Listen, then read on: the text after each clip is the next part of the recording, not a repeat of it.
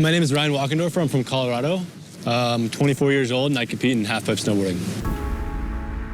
The rider/photographer is resolute about what he wants to achieve in his snowboarding career. We chatted with him while wandering through the streets of Calgary. I grew up in a family of all skiers, actually, and grew up in Colorado, so snowboarding and skiing was definitely a big part of my life already.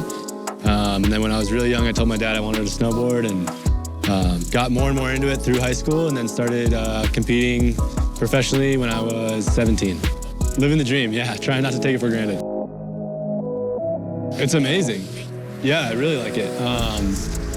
Competing definitely brings out a side of you that you have to ride your best at that time, so it can be stressful at times, but it's so cool when the pressure's on and you can perform at your best, and it doesn't always go to plan, but that's the beauty of competing, is when it works, it's a really good feeling. Halfpipe's definitely a discipline of its own. Slope style and big air have kind of more like the bigger tricks and stuff like that, but halfpipe is much more precise, I would say. It's much more technical. On a jump, you just have to have the right speed and you'll make it to the landing, whereas halfpipe, you have to have the correct speed, the correct pop, the correct timing, and then the trick has to be done correctly too. And the biggest key to halfpipe snowboarding is making sure the rhythm flows all the way through the run, because if you mess up one trick at the top, it's hard to get back in the rhythm and finish out your run. Snowboarding, competing, the contest season's great, and we're kind of getting towards the end of it now. This is our second to last competition, so after this we go back to Colorado and have the Burton US Open, which is the last one. And then we pretty much have all spring to some free time and get to film and go explore and try to ride some more stuff other than just halfpipe.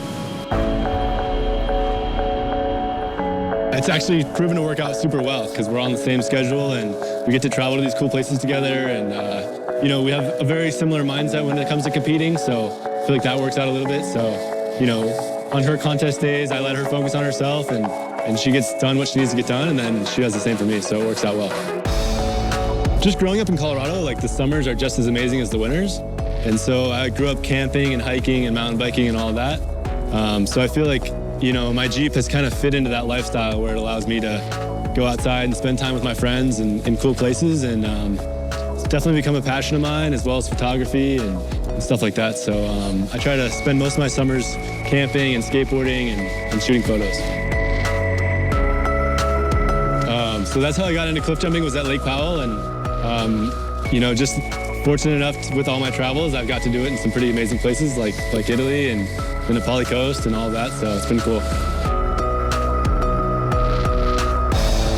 Definitely, I have competition goals, so I want to win a World Cup, I want to go to the Olympics. I definitely want to take my competition career as far as I can. That doesn't last forever.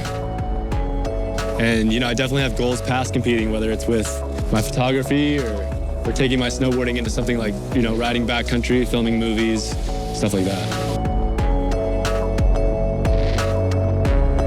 I got into photography in high school.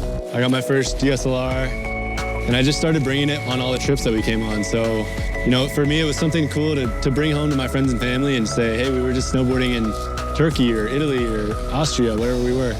And it just added to the story of our trip. So that was what was valuable for me with photography.